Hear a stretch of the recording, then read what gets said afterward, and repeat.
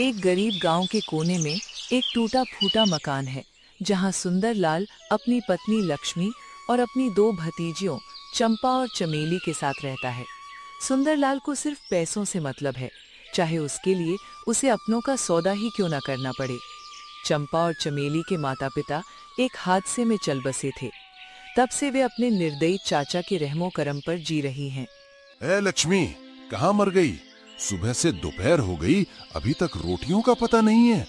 क्या घर में मुफ्त की रोटियां तोड़ने के लिए भतीजियों की फौज पाली है मैंने? मेरा पेट पीठ से लग गया है और तू यहाँ आराम फरमा रही है। आ रही हूँ जी, बस चूल्हा जलाने में थोड़ी देर हो गई। सूखी लकड़ियाँ खत्म हो गई थी। चंपा अभी खेत से लकड़ियाँ चुनकर लाई है, बस अभी गरम गरम रोटी बनाती हूँ। आप इतना गुस्सा क्यों करते हैं? बीपी बढ़ जाएगा आपका। गुस्सा ना करूं तो क्या तेरी आरती उतारूं? छोटा भाई और उसकी बीवी तो मर गए, मेरे सर पर ये दो मुसीबतें छोड़ गए। इन छोकरियों के दाने पानी का खर्चा क्या तेरा बाप देगा? ऊपर से इनकी शादी ब्याह का बोझ अलग। दिन रात बस खर्चे ही खर्चे दिख रहे हैं मुझे। जी, वो हमारे ही घर की बेटियां हैं, आपकी सगी भाई की निशानी। ऐसा मत कहिए। चंपा बेचारी दिन भर खेतों में खटती है और चमेली तो बेचारी घर के सारे बर्तन कपड़े अकेले करती है। वो मुसीबत नहीं, हमारा सहारा है। सहारा? मुझे ऐसा सहारा नहीं चाहिए जो उल्टा मेरी जेब खाली करे। मुझे तो बस कोई ऐसा रास्ता चाहिए कि इनका बोझ मेरे सर से उतरे और चार पैसे मेरी मुट्ठी में आए। बेटियां तो पराया धन होती हैं, तो जितनी जल्दी विदा हो उतना अच्छा है। बेटी तो है पराया धन रे बाबू, किस्मत का कैसा ये फेरा रे। कोई हंसे कोई रोवे यहाँ, सबका अपना अपना बसेरा रे। अरे सुंदरलाल भैया, काहे सुबह सुबह लक्ष्मी भाभी का दिमाग चाट रहे हो? राम राम तो बोलो। मुंह तो ऐसा बनाया है जैसे नीम का काढ़ा पी लिया हो। आ गया तू घसीटा। सुबह सुबह तेरा मनहूस मुंह देख लिया, अब पता नहीं सारा दिन कैसा जाएगा। कौन सा नया गाना और कौन सी फालतू खबर लेकर आया है आज? अरे भैया, हम तो दिल के साफ हैं, तभी तो गला सुरीला है। अरे हम सुनत रहे कि तुम बिटियन के लिए कोई तगड़ा जुगाड़ खोजत हो, मतलब कि उनके हाथ पीले करने का रास्ता। तो हम सोचे कि एक बढ़िया रास्ता तुमका बताइए दीन जाए। रास्ता? कैसा रास्ता? कोई अच्छा घर है क्या?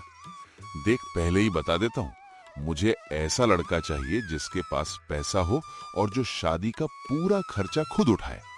बल्कि अगर थोड़ा खर्चा पानी मुझे भी दे सके तो बात बने। पैसा फेंको, तमाशा देखो, किस्मत का दरवाजा खोलो रे। लक्ष्मी आएगी घर तुम्हारे, बस थोड़ा सा ईमान डोलो रे।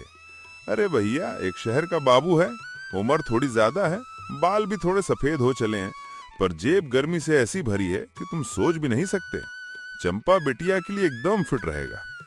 उम्र का क्या है? मर्द तो 60 साल में भी जवान होता है अगर उसके पास बैंक बैलेंस हो। तू ये बता, वो मुझे क्या देगा? वो तो तुम्हारे ऊपर है भैया कि तुम कितना निचोड़ सको। वो बड़ा आदमी है, उसे बस एक जवान और सुशील लड़की चाहिए घर संभालने के लिए। बोलो तो कल ही ले आए उसे। घसीटा भाई, चंपा अभी सिर्फ 20 साल की है और आप कह रहे हैं कि लड़का उम्र दराज है। ऐसा अनर्थ मत कीजिए। वो बच्ची है, उसकी पूरी जिंदगी बर्बाद हो जाएगी। तू चुप कर, बड़े आए अनर्थ वाले। तुझे रोटी बनानी है तो बना, वरना अंदर जा। घसीटा, तू कल उस बाबू को यहाँ लेकर आ, हम बैठकर बात करेंगे। चंपा की शादी वहीं होगी। चंपा और चमेली दीवार के पीछे खड़ी ये सब सुन रही थी। दोनों की आंखों से अविरल आंसू बह रहे थे। चंपा अपनी छोटी बहन का हाथ पकड़ लेती है, पर चाचा के डर से उनकी जुबान नहीं खुलती। चमेली, लगता है चाचा जी मेरा सौदा कर देंगे। माँ बापू होते तो आज हमें ये दिन ना देखना पड़ता। मैं उस बूढ़े आदमी के साथ कैसे रहूंगी? दीदी, आप फिक्र मत करो, मैं रवि भैया से बात करूंगी, वो जरूर हमारी मदद करेंगे। वो चाचा जी को ऐसा पाप करने से रोकेंगे। रवि, वो बेचारा खुद गरीब है, मजदूरी करता है। चाचा जी उसकी बात कभी नहीं मानेंगे। मेरी किस्मत में तो शायद दुख और अंधेरा ही लिखा है। शाम ढलने लगती है। रवि, जो गांव का एक पढ़ा लिखा और नेक दिल नौजवान है, सुंदरलाल के घर आता है। उसे घसीटा के गाने और बातों से भनक लग गई थी कि कुछ बुरा होने वाला है। सुंदरलाल काका, प्रणाम। मैंने सुना है कि आप चंपा की शादी शहर के किसी बहुत बड़े उम्र के आदमी से तय कर रहे हैं। क्या ये बात सच है? काका, चंपा आपकी अपनी है, उसके साथ ऐसा व्यापार मत कीजिए। ए रवि, तू अपनी मर्यादा में रह। मेरे घर के फैसले करने वाला तू कौन होता है? मैंने इन दोनों को अनाथ होने के बाद रोटी दी है, अब मैं ही तय करूंगा कि ये कहाँ जाएंगी। तू बड़ा आया नसीहत देने वाला। रोटी देने का मतलब ये नहीं कि आप उनकी जिंदगी का सौदा कर लें। चंपा मेरी बहन जैसी है और मैं उसे जीते जी इस नर्क में नहीं धकेलने दूंगा। गांव की पंचायत इस बात की इजाजत नहीं देगी। पंचायत? तू जाएगा पंचायत में? अरे पंचायत भी पैसों से चलती है। और तू क्या करेगा? शादी करेगा इससे? है तेरे पास फूटी कौड़ी? क्या तू मुझे वो पैसे दे सकता है जो वो शहर वाला बाबू देगा? नहीं ना? तो चुपचाप यहाँ से निकल जा, वरना टांगे तोड़ दूंगा। लफड़ा बड़ा है भारी रे, बीच में आई लाचारी रे, गरम हवाएं चल रही हैं, अब किसकी बारी रे। अरे रवि बाबू, काहे मिट्टी खराब कर रहे हो? सुंदर भैया का फैसला पत्थर की लकीर है। तुम अपनी पढ़ाई लिखाई देखो, यहाँ दाल नहीं गलेगी। घसीटा काका, आप भी इनका साथ दे रहे हैं। आप तो हमेशा सच का साथ देते थे। क्या आपको चंपा पर तरस नहीं आता? हम तो डाकिया हैं बाबू, इधर की खबर उधर करते हैं। पर अंधेरा घना है, दिए की तलाश है, हिम्मत जो हारे वो जिंदा लाश है। समझने वाले समझ जाएं। चल हट यहाँ से रवि। लक्ष्मी, इन दोनों लड़कियों को अंदर ले जा और दरवाजा बंद कर दे। कल शहर से बाबू आएगा, तब तक कोई परिंदा भी बाहर नहीं निकलना चाहिए। समझ गई?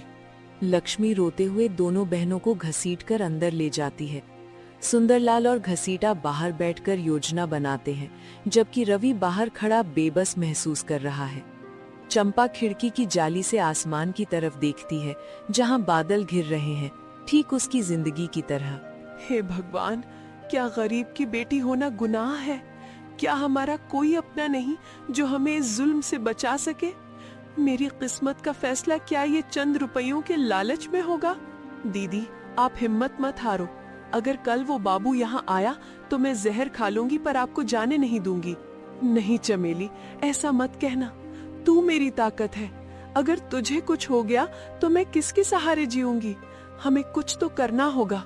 रात का सन्नाटा गहरा होता जा रहा है। गांव के कुत्ते रह रह कर भौंक रहे हैं, जो आने वाले संकट का संकेत दे रहे हैं। सुंदरलाल अपने कमरे में पैसों के सपने देख रहा है, जबकि लक्ष्मी रसोई के कोने में बैठकर अपनी दोनों बच्चियों की किस्मत पर सिसकियां भर रही है। रवि ने मन ही मन ठान लिया है कि चाहे कुछ भी हो जाए, वो ये शादी नहीं होने देगा। लेकिन कल की सुबह चंपा के लिए उजाला लाएगी या उम्र भर का अंधेरा? खेल अभी बाकी है मेरे दोस्त, किस्मत की बाजी बाकी है रे। सुबह का सूरज नया रंग लाएगा, किसकी होगी जीत, किसकी होगी हार रे। इस तरह दो बहनों की किस्मत का ये पहला पन्ना दुख, लालच और बेबसी की स्याही से लिखा गया। रात भर चंपा और चमेली सो नहीं पाईं। डर और चिंता ने उनकी आंखों से नींद छीन ली थी। सुबह की पहली किरण के साथ ही सुंदरलाल के घर में हलचल शुरू हो गई। लक्ष्मी भारी मन से मेहमानों के लिए नाश्ता तैयार कर रही थी, जबकि सुंदरलाल अपनी पुरानी अचकन झाड़कर ठाठ से बैठा था। ए लक्ष्मी, चंपा को अच्छे से तैयार कर देना। शहर से जो बाबू आ रहे हैं उन्हें लड़की पसंद आनी चाहिए। और सुन, उसे समझा देना कि ज्यादा रोना धोना ना करे, वरना ग्राहक मेरा मतलब है मेहमान बुरा मान जाएंगे। जी, वो कोई सामान नहीं है जिसे आप सजा दजा कर पेश कर रहे हैं। कम से कम उसकी उम्र का तो लिहाज कीजिए। वो आदमी सुनने में आया है कि 60 साल का है। लोग क्या कहेंगे? लोग क्या कहेंगे इसकी चिंता तू मत कर। लोग क्या मुझे रोटी देने आते हैं? ये शादी हो गई तो मेरा सारा कर्जा उतर जाएगा और चंपा भी महलों में राज करेगी। जा, उसे तैयार कर। तभी बाहर से घसीटा की साइकिल की घंटी सुनाई देती है। वो आज और भी जोश में गा रहा है, लेकिन उसके सुरों में आज कुछ अलग ही बात है। आया रे आया, शहर का बाबू लेकर नोटों की गड्डी रे। दिल का काला ऊपर से गोरा, हिलाने आया घर की हड्डी रे। राम राम सुंदर भैया, मेहमान बस पहुंचने ही वाले हैं। बड़ी लंबी गाड़ी में आ रहे हैं धूल उड़ाते हुए। आ गए? अरे वाह घसीटा, तूने तो कमाल कर दिया। देख, जैसे ही बाबू अंदर आए तो उनकी खूब खातिरदारी करना, और हाँ, अपनी वो ऊट पटांग गाय की थोड़ी कम रखना, कहीं वो डर ना जाए। अरे भैया, हम तो मनोरंजन के आदमी हैं। बाबू साहब खुश होंगे तभी तो लक्ष्मी की वर्षा होगी। खुशी ऊपर ऊपर है, अंदर गम का पहरा। देख सुंदर भैया, लालच है बहुत गहरा। कुछ ही देर में दरवाजे पर एक बड़ी काली गाड़ी आकर रुकती है। उसमें से एक भारी भरकम सफेद बालों वाला आदमी उतरता है, जिसका नाम सेठ धनीराम है। उसके गले में सोने की मोटी चेन और हाथों में अंगूठियां चमक रही हैं। सुंदरलाल उसे देखते ही बिच जाता है। आइए आइए हुजूर, धन्य भाग हमारे जो आपके कदम इस गरीब की कुटिया में पड़े।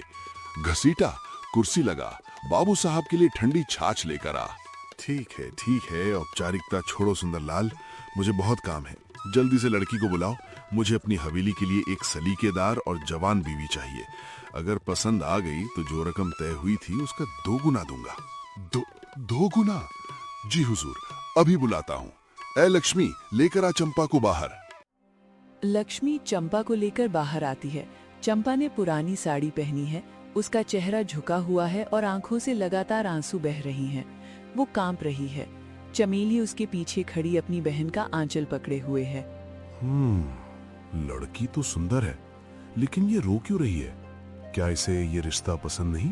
अरे नहीं बाबू साहब, ये तो खुशी के आंसू हैं।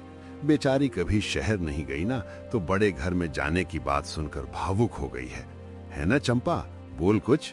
चाचा जी, मुझ पर रहम कीजिए। मैं आपकी गुलामी कर लूंगी, पर मुझे यहाँ से मत भेजिए। मैं चमेली के बिना नहीं रह पाऊंगी। बाबूजी, मेरी दीदी को मत ले जाइए, ये अभी बहुत छोटी हैं। आप तो हमारे दादाजी की उम्र के हैं, आप इनसे शादी कैसे कर सकते हैं? चुप रह कलमोही, बड़ी आई नसीहत देने वाली। बाबू साहब, आप इसकी बात का बुरा मत मानिए, ये अभी बच्ची है। हाथ उठाना पाप है भैया, बिटिया तो अनमोल है रे। सोने की लंका में देखो, उठता कैसा शोर है रे। अरे बाबू साहब, बुरा मत मानिए। गांव की लड़कियां थोड़ी शर्मीली होती हैं, पर एक बार शहर की हवा लगेगी तो सब ठीक हो जाएगा। मुझे ये मंजूर है। सुंदरलाल, ये लो पेशगी के पैसे। बाकी के पैसे शादी के बाद मिलेंगे। कल सुबह ही मैं इसे ले जाने के लिए गाड़ी भेजूंगा, तैयारी रखना। सेठ धनीराम पैसों का बंडल मेज पर रखता है। सुंदरलाल की आंखों में लालच की चमक ऐसी है जैसे उसने कोई खजाना पा लिया हो। वो चंपा के भविष्य की बलि चढ़ाने के लिए तैयार है। तभी रवि वहां पहुंचता है। रुकिए, ये शादी नहीं हो सकती। बाबू साहब, क्या आपको शर्म नहीं आती? अपनी उम्र तो देखिए। और सुंदरलाल काका, आप अपनी भतीजी को बेच रहे हैं, ये गैर कानूनी है। तू फेरा गया? पुलिस को बुलाऊं क्या? ये मेरा घर है और ये मेरी भतीजी है, मैं जो चाहूं वो करूं। बाबू साहब, आप इस आवारा लड़के की बात पर ध्यान मत दीजिए। अगर आप इसे यहाँ से ले जाने की कोशिश करेंगे तो मैं इसी वक्त थाने जाऊंगा। चंपा अभी नाबालिग तो नहीं है, लेकिन उसकी मर्जी के बिना आप उसे नहीं ले जा सकते। कानून मेरी जेब में रहता है लड़के। सुंदरलाल, इसे यहाँ से हटाओ वरना मैं सौदा रद्द कर दूंगा। ताकत का तूफान है बाबू, तू तिनका है छोटा सारे। लहरें जब टकराती हैं, टूट जाता हर भरोसा रे। अभी चुप हो जा बेटे, वरना ये चंपा को आज ही ले जाएगा। वक्त का इंतजार कर। रवि बेबस होकर पीछे हट जाता है। सेठ धनीराम अपनी गाड़ी में बैठकर चला जाता है। सुंदरलाल पैसों के बंडल को चूमता है और चंपा को कमरे में बंद कर देने का आदेश देता है। चंपा और चमेली एक दूसरे के गले लगकर फूट फूट कर रोती हैं। चमेली, अब कोई रास्ता नहीं बचा। कल सुबह मेरी अर्थी इस घर से उठेगी। नहीं दीदी, रवि भैया कुछ न कुछ जरूर करेंगे, और अगर वो नहीं कर पाए तो मैं घसीटा काका के पास जाऊंगी।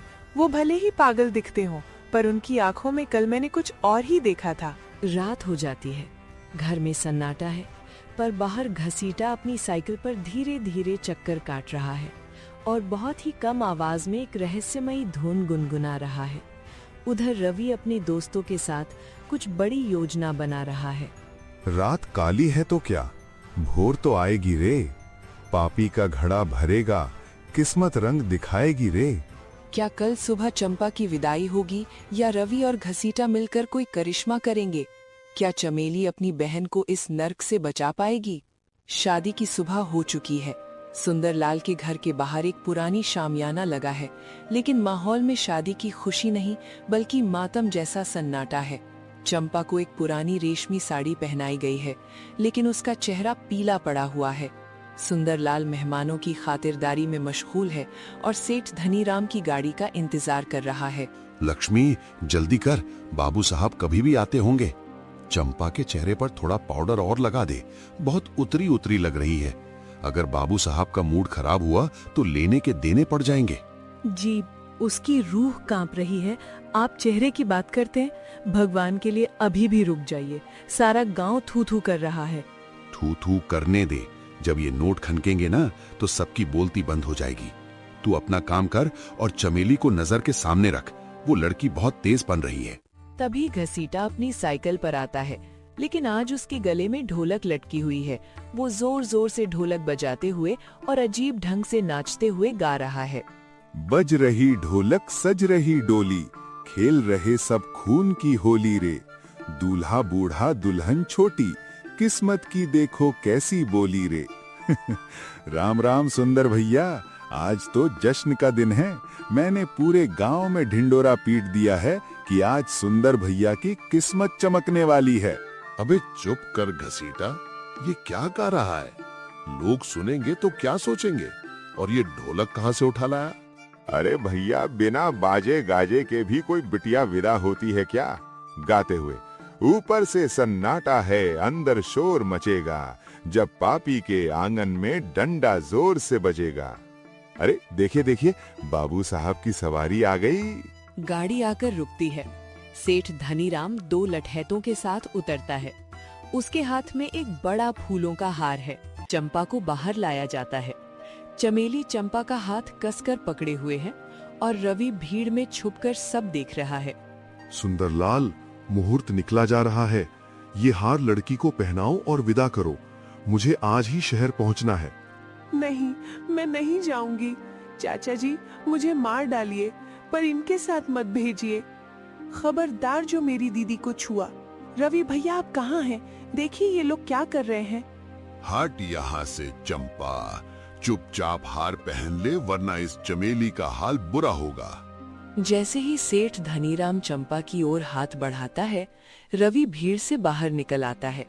उसके साथ गांव के कुछ नौजवान और पुलिस के 2 सिपाही भी हैं। रुक जाइए सेठ जी और सुंदरलाल काका, आपका ये खेल खत्म हुआ। रवि, और ये पुलिस? तेरी हिम्मत कैसे हुई पुलिस को यहाँ लाने की? बाबू साहब, आप फिक्र मत कीजिए, मैं अभी इसे भगाता हूँ। ओए, पीछे हट। हमें शिकायत मिली है कि यहाँ लड़कियों का सौदा हो रहा है और सेठ धनीराम आपकी भी हमें तलाश थी। शहर में आपकी 2 पत्नियां पहले से हैं और आप पर धोखाधड़ी के कई केस दर्ज हैं। ये सब झूठ है। मैं तो बस शादी करने आया था। सुंदरलाल ने मुझसे पैसे लिए हैं। पकड़ा गया रे चोर, मच गया शोर। कटी पतंग की अब टूटी डोर रे। नोटों की गड्डी अब धूल चटाएगी, पापी की लंका अब जल जाएगी रे। क्यों सुंदर भैया, कैसी रही? हमने ही पुलिस को खबर दी थी। तूने मेरा नमक खाया और मेरे साथ गद्दारी की। नमक खाया था भैया, जहर नहीं। तुम तो अपनी ही बिटिया को नरक में ढकेल रहे थे, हम कैसे चुप रहते? जब पाप बढ़े दुनिया में तो कोई तो आएगा, जो धर्म की राह पे सबको चलाएगा। पुलिस सेठ धनीराम को पकड़कर गाड़ी में बिठाने लगती है। सुंदरलाल पैरों पर गिरकर माफी मांगने लगता है, लेकिन पुलिस उसे भी धक्के देकर ले जाती है। चंपा और चमेली एक दूसरे के गले लगकर रोने लगती हैं, लेकिन इस बार ये आंसू खुशी के हैं। रवि भैया, आपने हमें बचा लिया। अगर आज आप ना होते तो मेरा क्या होता?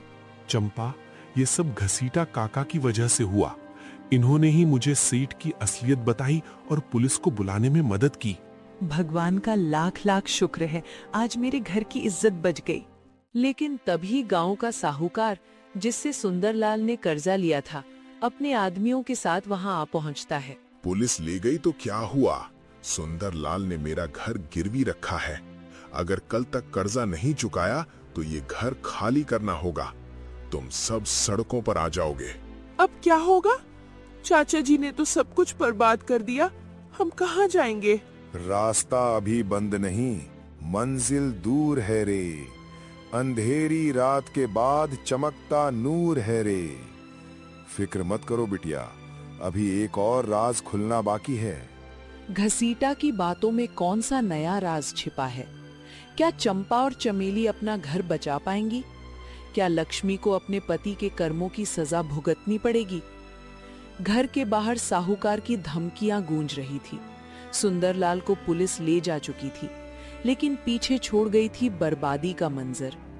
लक्ष्मी बदहवास बैठी थी और चंपा चमेली के सर से छत छीनने का डर उन्हें सता रहा था। रवि और गांव के लोग साहूकार को समझाने की कोशिश कर रहे थे, लेकिन वो टस से मस नहीं हो रहा था। मुझे लंबी चौड़ी बातें नहीं सुननी। सुंदरलाल ने 5 लाख रुपए लिए थे। या तो पैसे दो, वरना कल सुबह इस मकान पर मेरा कब्जा होगा। तुम सब अपना बोरिया बिस्तर समेट लो। साहूकार जी, इस परिवार के पास इतने पैसे कहाँ? चंपा और चमेली अनाथ हैं, कम से कम उन पर तो तरस खाइए। तरस से मेरा घर नहीं चलता रवि। मुझे मेरा पैसा चाहिए बस। तभी घसीटा, जो अब तक खामोश खड़ा था, अपनी ढोलक को जमीन पर रखता है। उसके चेहरे पर हमेशा रहने वाली शरारती मुस्कान गायब थी। वो धीमे कदमों से आगे बढ़ता है और एक बहुत ही मधुर लेकिन दर्द भरी धुन गुनगुनाने लगता है। मिट्टी के नीचे दबा है जो, वो सच अब बाहर आएगा। जिसकी अमानत थी ये खुशियां, वही हक जताए करे। साहूकार जी, थोड़ा सब्र रखो। सुंदरलाल ने घर गिरवी रखा था, पर उसे ये नहीं पता था कि इस घर की असलियत क्या है। घसीटा भाई, आप ये क्या कह रहे हैं? कौन सा सच? भाभी, याद है 15 साल पहले जब सुंदरलाल के छोटे भाई चंपा के पिता का देहांत हुआ था, तो उन्होंने अपनी आखिरी वसीयत और कुछ गहने एक पुराने संदूक में भरकर जमीन में गाड़ दिए थे। उन्होंने मुझसे कहा था कि जब बिटिया बड़ी हो जाए तब उसे ये सौंप देना। मेरे पिताजी ने?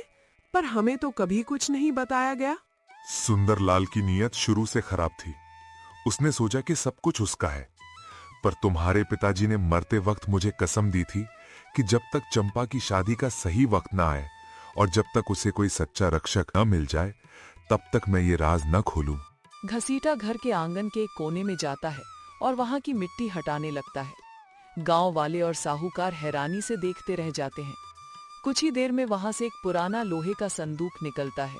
इसमें चंपा और चमेली की मां के गहने हैं और चंपा के पिता की वसीयत भी, जिसमें लिखा है कि ये घर और खेत सिर्फ इन दोनों बहनों के हैं। सुंदरलाल का इस पर कोई हक नहीं था। ये तो असली कागज है। इसका मतलब सुंदरलाल ने मुझे धोखा दिया। उसे इस घर को गिरवी रखने का कोई हक ही नहीं था। इसका मतलब चंपा और चमेली अब बेघर नहीं होंगी और इन गहनों से साहूकार का पुराना कर्जा भी चुकाया जा सकता है। न्याय की चक्की चलती है पर पीसती बहुत बारीक रे। खुदा के घर में देर है पर अंधेर नहीं है रे। साहूकार जी, लो अपना कर्जा काटो और यहाँ से रफू चक्कर हो जाओ। अब ये बिटिया अपनी रानी है। साहूकार अपना हिसाब लेकर वहां से चला जाता है। चंपा और चमेली की आंखों में खुशी के आंसू हैं। वे घसीटा के पैर छूने लगती हैं। काका, आप तो हमारे लिए फरिश्ता बनकर आए। हमने तो आपको हमेशा पागल समझा, पर आप ही हमारे असली हमदर्द निकले। पागलपन में सच छुपा, सच में छुपी है पीर रे। हम तो बस एक मोहरा हैं, मालिक लिखे तकदीर रे। बिटिया, अब रोना बंद करो। लक्ष्मी भाभी, अब घर में दिए जलाओ। रवि बेटा, तुमने और घसीटा भाई ने आज इन बच्चियों की जिंदगी और इज्जत दोनों बचा ली। सुंदरलाल ने जो पाप किया, उसका प्रायश्चित शायद मैं कभी न कर पाऊं। काकी, जो बीत गया उसे भूल जाइए। अब चंपा और चमेली आजाद हैं। अब ये अपनी पढ़ाई पूरी करेंगी और अपनी मर्जी से अपनी जिंदगी जिएंगी। और रवि भैया, अब आप भी तो हमारे साथ ही रहेंगे ना? हमेशा। गांव का माहौल अब पूरी तरह बदल चुका था। सूर्यास्त की लालिमा में घसीटा अपनी साइकिल पर सवार होता है। वो फिर से वही पुरानी मस्ती भरी धुन गुनगुनाने लगता है, लेकिन आज उसके सुरों में एक सुकून था। दुख के बादल छट गए, आया नया सवेरा रे। खुशियों की अब गूंज है, मिटा गम का अंधेरा रे। दो बहनों की किस्मत चमकी, राम जी का है डेरा रे। चंपा, चमेली, लक्ष्मी और रवि घर की दहलीज पर खड़े घसीटा को जाते हुए देख रहे थे। वो अपनी साइकिल की घंटी बजाता हुआ अंधेरे में ओझल हो गया। पीछे छोड़ गया एक हंसता खेलता परिवार और न्याय की एक मिसाल। सुंदरलाल जेल की सलाखों के पीछे अपने कर्मों पर रो रहा था, जबकि उसकी भतीजियां अब अपने नए सुनहरे भविष्य की ओर कदम बढ़ा रही थीं।